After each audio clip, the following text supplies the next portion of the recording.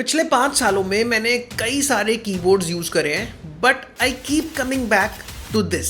यह है Zebronics का Zeb Max, एक फुल साइज मैकेनिकल कीबोर्ड जिसे मैंने 24 अक्टूबर 2021 में यूज करना स्टार्ट किया था। एंड एज ऑफ नाउ इसको यूज करते करते मुझे 1575 डेज हो चुके हैं। एंड आई बिलीव कि किसी भी गैजेट को रिव्यू करने के लिए शायद ये एनफ टाइम है। एंड अगर आपके पास टाइम की कमी है, लेट मी टेल यू, अक्टूबर 2021 में ये 4000 रुपीज का मिलता था और उस प्राइस पर भी ये वैल्यू फॉर मनी डिवाइस था।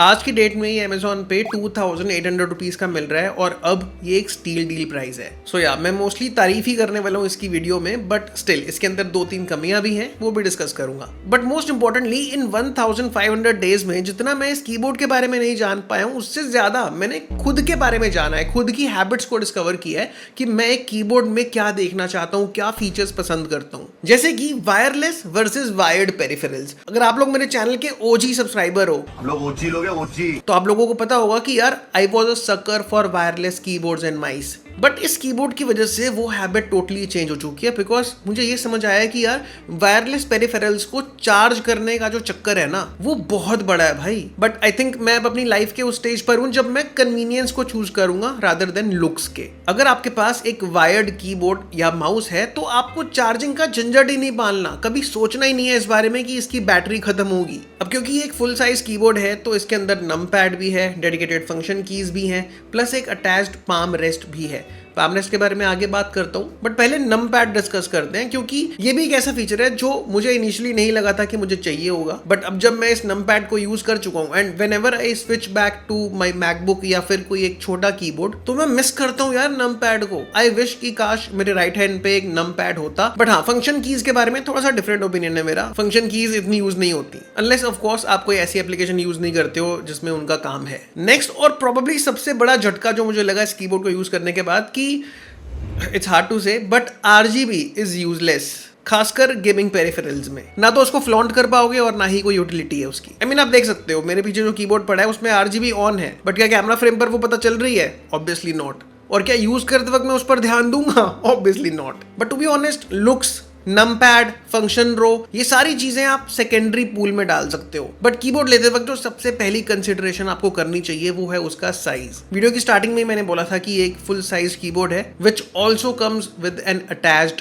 Palm rest. तो ये इसके फुटप्रिंट को एक रेगुलर फुल साइज कीबोर्ड से और भी ज्यादा ब्रॉड, चौड़ा, बड़ा बना देता है, जिसके दो रेप्रिकॉशंस हैं, दो कॉन्सिक्वेंसेज हैं। एक तो ये कि आपके पास एक अच्छा खासा बड़ा डेस्क स्पेस होना चाहिए, गिवन कि आप लोग अपने डेस्क के ऊपर ही अपना कैबिनेट भी रखोगे जैसे मैंने रखा हुआ है, मॉनिटर भी रखोगे उसके साथ मिलने वाले स्टैंड पे, प्रोबेबली शायद स्पीकर्स भी होंगे और ऑब्वियसली माउस तो होगा ही होगा। एंड ऑनेस्टली ज्यादातर लोग इग्नोर कर देते हैं इस फैक्ट को, खासकर शूटर गेम्स वाले बंदे जो टूर्नामेंट्स में पार्टिसिपेट करते हैं, कंपेरेटिव खेलते हैं, क्योंकि वो एक एवरेज पर्सन से बहुत लो DPI पर खेलते हैं। हेंस माउस को मूव करने के लिए डेस्क के ऊपर बहुत चौड़ा स्पेस चाहिए होता है, जो कि अक्सर फुल साइज कीबोर्ड्स इंट्रूड कर देते हैं। तभी आप लोगों ने नोटिस किया होगा टूर्नामेंट्स में जो प्रोफेशनल प्लेयर्स होते हैं वो कीबोर्ड को टेढ़ा करके रखते हैं, बिकॉज उन्हें माउस की मूवमेंट के लिए ज्यादा स्पेस मिल जाता है। ये तो रिसेंटली छोटे कीबोर्ड्स आना शुरू हो गए हैं और कुछ कुछ तो ऐसे कीबोर्ड्स भी आते हैं जो सिर्फ WASD कीज के साथ आते हैं। उनका पर्पस यही है कि प्लेयर्स को अपनी पाम को भी ना ट्विस्ट करना पड़े कीबोर्ड यूज करने के लिए,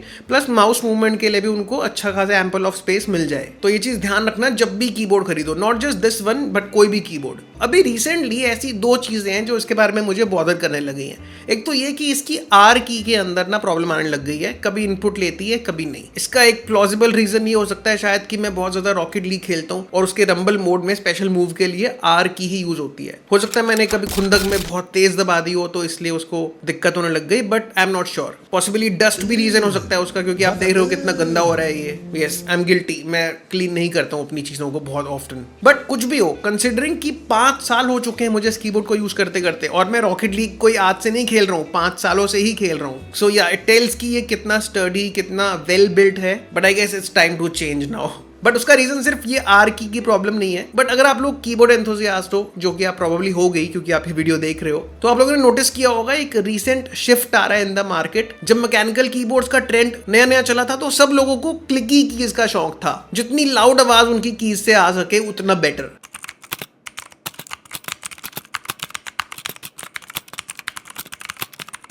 बट अब क्या हो रहा है? थोंकी चौंकी कीज, क्रीमी कीज का फैशन आ चुका है, जिनसे बहुत क्लिकी साउंड नहीं आती है बट स्टिल वो बहुत सेटिस्फाइंग साउंड होती है। अभी वंश ने बाय किया है ओला का F99 Pro, जिसमें नमपैड भी है प्लस एक वॉल्यूम नॉब भी है। भाई क्या क्लिक्स हैं उसके, मैं पूरा दिन उसका ASMR सुन सकता हूँ।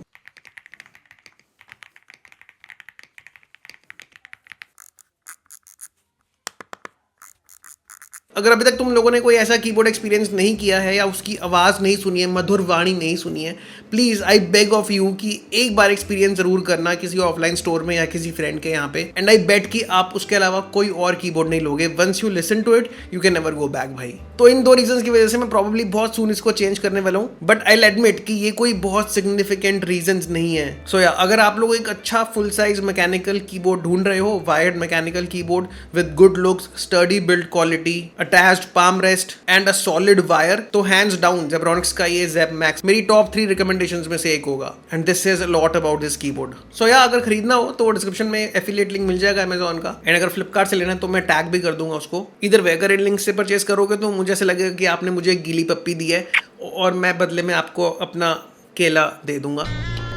एंड यस, कमेंट सेक्शन में बता देना कि और किस गैजेट का ऐसा लॉन्ग टर्म रिव्यू आप लोग देखना चाहते हो। एंड जाने से पहले सब्सक्राइब भी कर लेना, वीडियो को लाइक कर देना। हम मिलते हैं नेक्स्ट वीडियो में, तब तक के लिए adios।